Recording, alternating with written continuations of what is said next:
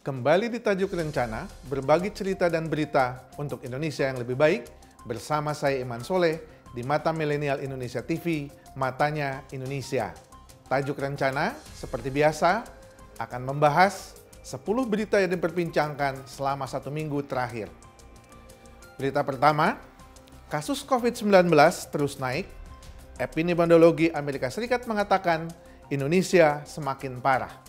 Pasca liburan Hari Raya Idul Fitri 1442 Hijriah, apa yang dikhawatirkan sebagian besar analis pandemi kesehatan dan analis kebijakan terbukti bahwa terjadi lonjakan luar biasa kasus COVID-19 pasca liburan Hari Raya Idul Fitri akibat abainya masyarakat terhadap himbauan pemerintah agar masyarakat secara masif dalam waktu yang sama serta abainya masyarakat akan protokol kesehatan. Peningkatan angka kasus COVID-19 secara drastis pasca libur Lebaran melebihi lonjakan kasus-kasus sebelumnya dan terjadi masif hampir di seluruh Pulau Jawa. Lonjakan kasus COVID-19 secara drastis juga berakibat pada lonjakan penerimaan pasien COVID-19 di rumah sakit rujukan COVID-19 di beberapa daerah sekaligus memunculkan kepanikan, baik pada masyarakat sekaligus kepada pemerintah, walau sudah memprediksi lonjakan ini akan terjadi. Selain faktor abainya masyarakat atas kebijakan pelarangan mudik dan menurunnya kesadaran masyarakat akan protokol kesehatan, tampaknya lonjakan COVID-19 kali ini akibat munculnya varian baru COVID-19 hasil mutasi dan memunculkan varian baru yang disebut dengan kode B1617 atau Delta. Varian baru COVID-19 ini adalah yang menyebar di India dan kemungkinan sudah masuk ke Indonesia dengan ciri lebih menular dan menyebar dengan cepat.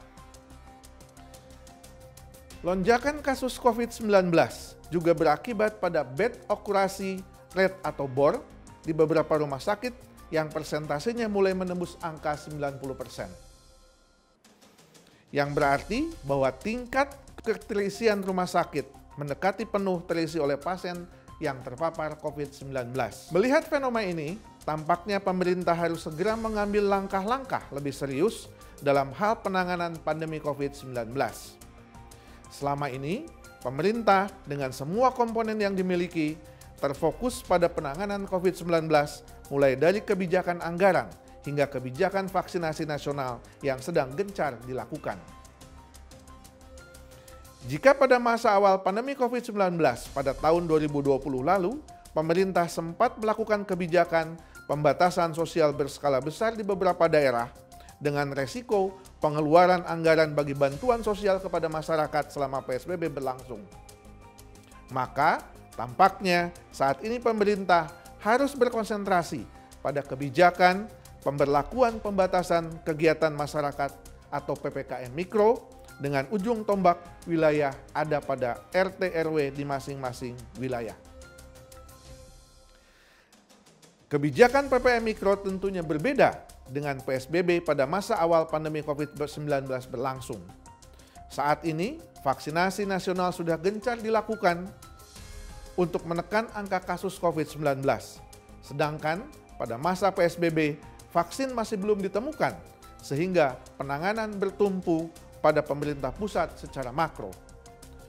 Ketika lonjakan angka COVID-19 terjadi secara drastis seperti saat ini, maka PPKM Mikro menjadi penting dan fokus penanganan bertumpu pada kebijakan secara mandiri kelompok-kelompok masyarakat di wilayah RT RW setempat. Lonjakan angka COVID-19 secara drastis selain mengedepankan kebijakan PPKM Mikro juga harus diikuti dengan evaluasi dalam hal pengendalian dan pengawasan secara ketat kepada masyarakat terutama dalam menjalankan protokol kesehatan. Adaptasi kebiasaan baru pada masa pandemi COVID-19 bukan berarti semakin abai terhadap protokol kesehatan, tetapi sebaliknya adaptasi kebiasaan baru adalah semakin siapnya masyarakat dalam menghadapi resiko COVID-19. Semoga pandemi COVID-19 segera berakhir dengan upaya program vaksinasi nasional dan masyarakat tetap patuh terhadap protokol kesehatan.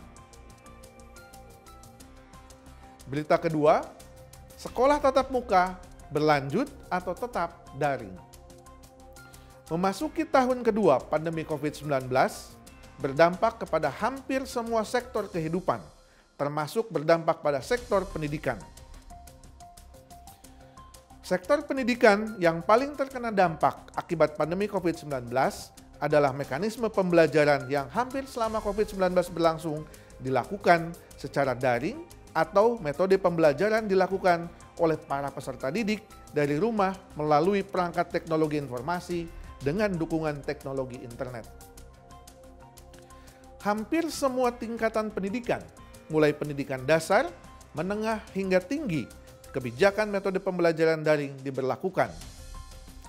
Metode pembelajaran daring atau online atau jarak jauh bagi semua peserta didik berdampak pula pada kondisi psikologis peserta didik yang selama 2 tahun terakhir seolah diputus jejaring sosialnya sebagai makhluk sosial yang harus berinteraksi secara langsung, harus berubah menjadi interaksi dan kontak sosial secara virtual. Melihat kondisi tersebut, pemerintah mulai mengevaluasi kebijakan metode pembelajaran jarak jauh atau PJJ dengan mulai memunculkan kembali metode pembelajaran tatap muka langsung pada masa pandemi COVID-19. Rencana kebijakan kembali memulai metode pembelajaran tatap muka pada masa pandemi COVID-19 oleh Kemendikbud bukan berarti tanpa resiko. Di satu sisi, pemerintah ingin mengembalikan kondisi psikologis para peserta didik yang diasingkan oleh situasi pandemi COVID-19, tetapi di sisi yang lain, pemerintah akan berhadapan dengan resiko terpaparnya para peserta didik oleh virus COVID-19 dan memunculkan klaster baru lingkungan pendidikan. Baru-baru ini, pemerintah, dalam hal ini Kemendikbud, memulai tahapan uji coba metode pembelajaran tatap muka dengan menjalankan protokol kesehatan yang ketat serta mengurangi kapasitas peserta didik pada masing-masing rombongan belajar. Tahapan uji coba metode pembelajaran tatap muka tampaknya mendapat tantangan ketika misalnya beberapa orang tua siswa berkeberatan dengan kebijakan metode pembelajaran tatap muka dengan alasan beresiko terpapar oleh virus COVID-19. Pemerintah berencana akan memberlakukan kebijakan metode pembelajaran tatap muka pada bulan Juli 2021. Kebijakan metode pembelajaran tatap muka yang akan dilaksanakan pada bulan Juli 2021 tampaknya akan menghadapi kendala yang cukup serius. Ketika pada pertengahan bulan Juni 2021 ini terjadi angka lonjakan COVID-19 yang cukup drastis. Kebijakan pembelajaran tatap muka akan semakin beresiko kepada peserta didik ketika saat ini sedang terjadi lonjakan angka kasus COVID-19 yang semakin meningkat di beberapa daerah.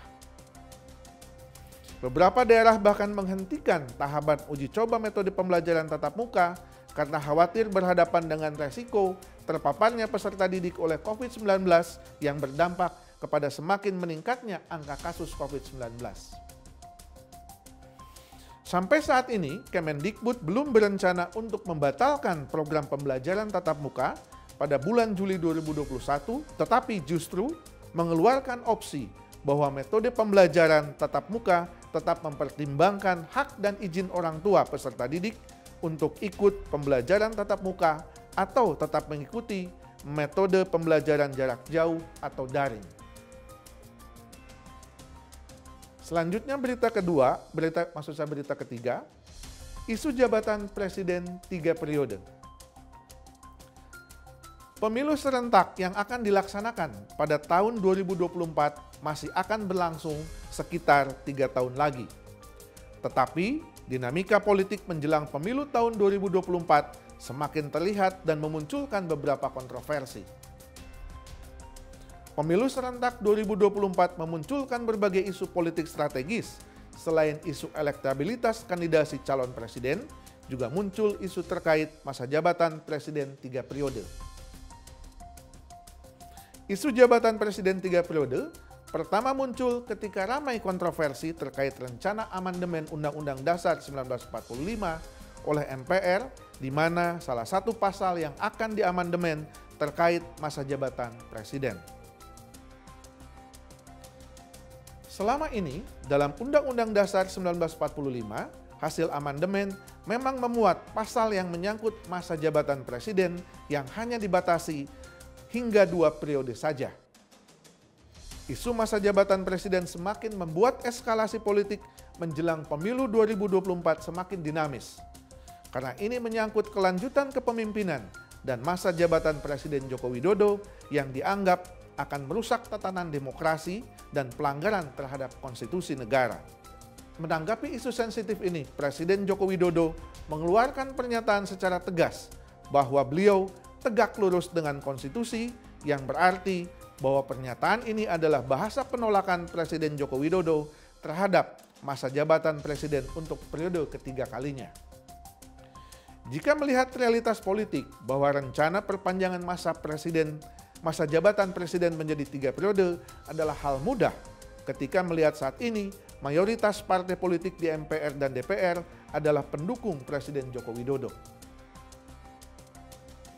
Mekanisme konstitusi memungkinkan langkah amandemen terhadap Undang-Undang Dasar 1945 ketika sepertiga anggota MPR berinisiatif melakukan amandemen dan disetujui oleh 2/3 anggota MPR. Jika melihat eskalasi kekuatan anggota MPR yang mewakili partai politik, maka dapat dipastikan inisiatif amandemen terutama terkait pasal-pasal masa jabatan presiden bisa lolos di amandemen karena jumlah anggota MPR berkorelasi dengan kebijakan partai politik mayoritas yang mendukung Presiden Joko Widodo. Tetapi dalam perspektif etika demokrasi, jika ini dilakukan justru akan merusak tatanan demokrasi yang selama ini justru dibangun secara serius oleh pemerintahan Presiden Joko Widodo. Oleh karenanya, pernyataan penolakan Presiden Joko Widodo terkait masa jabatan presiden 3 periode tidak hanya pernyataan simbolik terhadap isu tersebut, tetapi harus diterjemahkan sebagai konsistensi sikap Presiden Joko Widodo dalam rangka menghormati konstitusi dan proses demokrasi. Isu masa jabatan presiden 3 periode juga harus dipandang sebagai isu yang kontraproduktif ketika seluruh komponen bangsa sedang terkonsentrasi pada penanganan pandemi COVID-19. Selain itu, isu ini juga memunculkan kegaduhan-kegaduhan politik dalam negeri yang mengarah pada peningkatan eskalasi politik yang mengarah pada situasi konflik menjelang pemilu serentak pada tahun 2024. Selanjutnya berita keempat, Indonesia meminta gerakan non-blok pikirkan solusi permanen untuk Palestina. Konflik Palestina-Israel kembali meningkatkan eskalasi konflik yang semakin terbuka. Tidak hanya langsung antara Palestina dan Israel, tetapi berdampak pada perimbangan kekuatan eskalasi konflik di wilayah Timur Tengah. Aksi sepihak aparat Israel di jalur Gaza, khususnya di Masjidil Aqsa, telah memunculkan perlawanan dari kelompok-kelompok pejuang Palestina, terutama kelompok Hamas kepada pihak Israel. Pertempuran secara langsung baru-baru ini terjadi ketika kelompok-kelompok pejuang Hamas menembakkan roket-roketnya ke wilayah Israel dan dibalas oleh serangan udara militer Israel terhadap basis-basis kekuatan Hamas di jalur Gaza. Pertempuran ini memunculkan korban pada kedua belah pihak dan berdampak pada meningkatnya gerakan anti-Israel yang dimunculkan oleh beberapa negara termasuk Indonesia. Konflik Palestina-Israel adalah konflik terpanjang antara kedua pihak, bahkan berlangsung hampir sekitar lebih dari 73 tahun. Beberapa inisiatif perjanjian perdamaian yang dilakukan oleh kedua belah pihak, dalam hal ini Palestina dan Israel, berkali-kali dilakukan, tetapi tampaknya belum mampu menghentikan konflik yang terkait dengan pendudukan wilayah Palestina oleh Israel. Upaya-upaya diplomasi juga dilakukan berbagai negara dalam upaya mendamaikan konflik Palestina-Israel, termasuk upaya pemerintah Indonesia dalam berbagai forum yang terus-menerus melakukan upaya perdamaian bagi Palestina dan Israel. Terakhir, pemerintah Indonesia melakukan inisiatif melalui forum gerakan non-blok. Dalam forum ini, Indonesia mendesak gerakan non-blok untuk lebih serius dan aktif mewujudkan perdamaian antara Palestina dan Israel. Dalam forum gerakan non-blok, pemerintah Indonesia meminta agar forum gerakan non-blok memikirkan solusi permanen untuk Palestina. Solusi permanen yang dimaksud adalah negara-negara gerakan non-blok harus mampu menghentikan pendudukan Israel atas Palestina yang merupakan akar masalah dari konflik Palestina-Israel selama ini. Selain itu, pemerintah Indonesia mengusulkan bahwa gerakan non-blok harus mendukung pelaksanaan kembali negosiasi multilateral yang dapat dipercaya. Selain itu, gerakan non-blok perlu mendukung status Palestina sebagai negara. Terakhir, gerakan non-blok harus mampu mencegah aksi-aksi sepihak militer Israel yang brutal terhadap bangsa Palestina. Pemerintah Indonesia dalam proses diplomasi terkait konflik Palestina-Israel sempat mengusulkan kehadiran kekuatan internasional di Yerusalem untuk menekan Israel mengakhiri pendudukannya atas wilayah Palestina. Menteri Luar Negeri Indonesia Retno Marsudi mengingatkan bahwa kelahiran dan pembentukan forum gerakan non-blok adalah untuk mengakhiri kolonialisme dan imperialisme di berbagai negara. Selanjutnya berita kelima, KPU menggugat Undang-Undang Pemilu ke Mahkamah Konstitusi. Di tengah ramainya perbincangan terkait dinamika politik menjelang pemilu tahun 2024, terutama isu elektabilitas kandidat presiden dan isu terkait masa jabatan presiden untuk 3 periode, justru Undang-Undang Pemilu digugat ke Mahkamah Konstitusi oleh 2 komisioner KPU yang merasa dirugikan oleh Undang-Undang Pemilu. Komisioner KPU Evi Novida Ginting Manik dan Arief Budiman mengajukan gugatan ke Mahkamah Konstitusi terkait beberapa pasal dalam Undang-Undang Pemilu yang dianggap telah merugikan mereka. Pasal-pasal yang digugat terutama pasal-pasal yang mengatur putusan Dewan Kehormatan Penyelenggara Pemilu atau DKPP yang bersifat final dan mengikat. Pasal-pasal tersebut dianggap merugikan ketika berdampak pada pemberhentian 2 komisioner KPU tersebut oleh DKPP karena terbukti dianggap melanggar etika. Hal ini bermula ketika Arief Budiman melakukan pendampingan terhadap Evi Novida Ginting saat menggugat keputusan Presiden di PT UN Jakarta. DKPP menilai tindakan Arief Budiman mendampingi Evi dianggap melanggar kode etik dan pedoman penyelenggara pemilu. Penggalan putusan DKPP yang berbunyi bahwa putusan DKPP bersifat final dan mengikat dianggap oleh Arief dan Novi merugikan keduanya. Tindakan kedua komisioner KPU melakukan gugatan kepada Mahkamah Konstitusi terkait pasal-pasal dalam Undang-Undang Pemilu akan beresiko terhadap penyelenggaraan pemilu serentak pada tahun 2024. Jika gugatan Arief dan Novi dikabulkan oleh Mahkamah Konstitusi, maka akan berdampak pada putusan-putusan DKPP ke depannya. Apalagi di tahun 2024 DKPP akan disibukkan oleh pelaksanaan pemilu serentak, yaitu pemilu legislatif, pilkada provinsi dan pilkada kabupaten kota, serta pemilu presiden. DKPP akan disibukkan dengan kemungkinan pelanggaran-pelanggaran komisioner KPU, baik tingkat pusat maupun tingkat daerah. Gugatan ini, jika dikabulkan, maka fungsi dan peran DKPP akan menjadi riskan di saat pelaksanaan pemilu serentak tahun 2024. Tetapi, sebagai hak demokrasi warga negara dan mekanisme konstitusi, gugatan kedua komisioner KPU yang merasa dirugikan oleh Undang-Undang Pemilu harus diberi ruang sebagai perwujudan pembangunan demokrasi yang lebih baik. Selanjutnya kita akan membahas berita ke-6. Tidak ada toleransi untuk prajurit TNI Angkatan Laut yang terlibat LGBT. Kepala Staf Angkatan Laut atau KSAL Laksamana TNI Yudo Margono menegaskan bahwa pemecatan akan diberlakukan bagi prajurit yang terlibat dalam pelanggaran moral perilaku LGBT.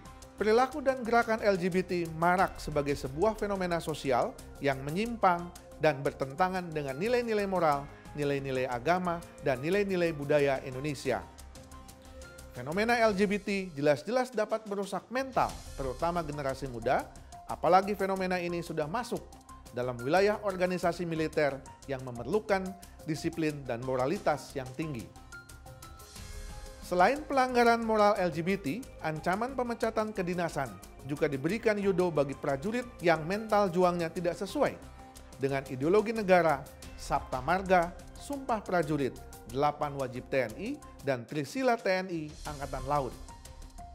Fenomena LGBT di kalangan prajurit TNI seolah puncak gunung es dan menjadi sebuah kekhawatiran bahwa ini tidak hanya terjadi pada institusi TNI Angkatan Laut, tetapi sangat memungkinkan terjadi pada angkatan lain seperti Angkatan Darat dan Angkatan Udara. Tindakan tegas atas sanksi pelanggaran moral terkait LGBT juga harus diiringi oleh pembinaan mental pada masing-masing kesatuan TNI agar perilaku dan kasus-kasus pelanggaran moral LGBT tidak terjadi lagi pada institusi militer. Selanjutnya berita ke-7, polemik pasal santet dalam RKUHP. Masyarakat Indonesia yang memiliki kultur beraneka ragam seiring keragaman masyarakat Nusantara yang berbalut Bhinneka Tunggal Ika terkadang masih mempercayai budaya-budaya yang bersifat irasional yang terkadang sulit untuk dicerna oleh akal sehat. Fenomena santet yang dekat dengan pemahaman sihir, ilmu hitam, dan kepercayaan terhadap sesuatu yang di luar logika masih melingkupi kehidupan sosial masyarakat kita hingga saat ini. Santet bahkan dianggap sebagai tindakan kejahatan terhadap orang lain, hingga santet dianggap perlu dibahas dan dimasukkan dalam rancangan Kitab Undang-Undang Hukum Pidana atau RKUHP.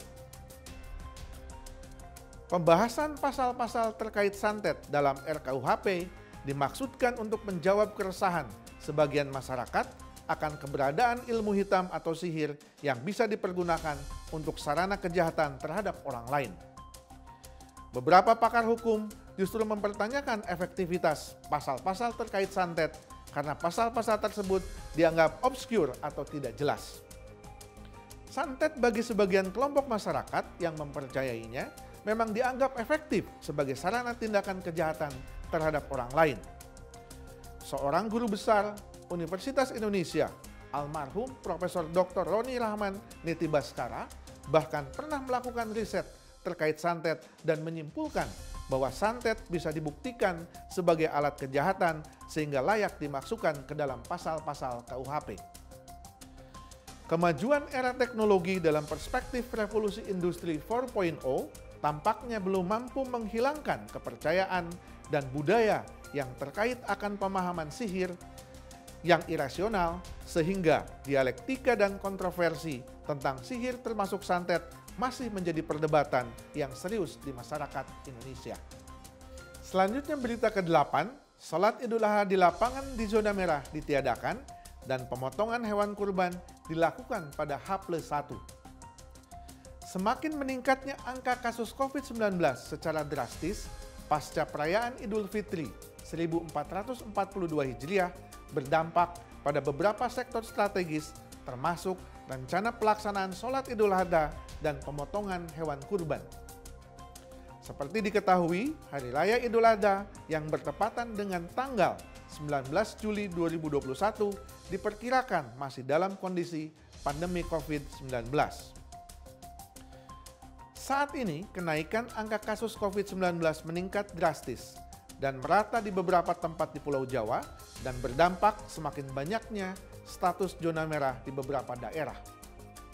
Semakin cepatnya penyebaran akibat varian baru COVID-19 membuat tingkat kerawanan penyebaran semakin menjangkau tempat-tempat yang asalnya dianggap aman dari penyebaran virus COVID-19 termasuk tempat-tempat ibadah.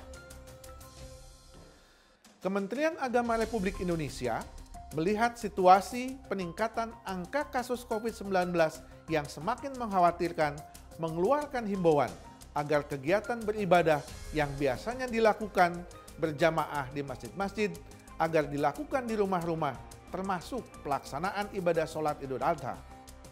Kementerian Agama bahkan menyarankan agar sholat Idul Adha baik di masjid dan di lapangan di wilayah zona merah oranye COVID-19 ditiadakan. Selain itu, Kementerian Agama juga menyarankan agar pelaksanaan pemotongan hewan kurban dilakukan pada H+1 perayaan Idul Adha agar tidak memunculkan potensi kerumunan dalam proses pembagian daging hewan kurban. Kekhawatiran Kementerian Agama semakin menunjukkan bahwa pandemi COVID-19 nyata adanya dan semakin berbahaya. Kenaikan angka kasus COVID-19 secara drastis dengan tingkat penyebaran yang semakin cepat mau tidak mau membatasi setiap kegiatan yang bersifat massal dan masif termasuk kegiatan-kegiatan peribadatan. Selanjutnya berita ke-9, pendaftaran CPNS dan seleksi guru PPPK dibuka akhir Juni. Penerimaan CPNS selalu menjadi fenomena sosial yang ditunggu oleh masyarakat, terutama kelompok masyarakat yang selama ini dianggap sebagai angkatan kerja tetapi belum mendapat pekerjaan. Pegawai negeri sipil atau sekarang disebut sebagai aparatur sipil negara oleh sebagian masyarakat Indonesia adalah pekerjaan yang terkait dengan strata sosial di masyarakat. Pegawai negeri sipil dianggap memiliki kedudukan terhormat di masyarakat sehingga posisi sebagai pegawai negeri sipil tetap menjadi incaran terutama oleh kelompok angkatan kerja yang belum memiliki kesempatan mendapat pekerjaan. Tahun ini, pemerintah dalam hal ini di bawah koordinasi Kementerian Pendayagunaan Aparatur Negara dan Reformasi Birokrasi atau Kemenpan-RB berencana melakukan rekrutmen pegawai negeri sipil dan guru PPPK.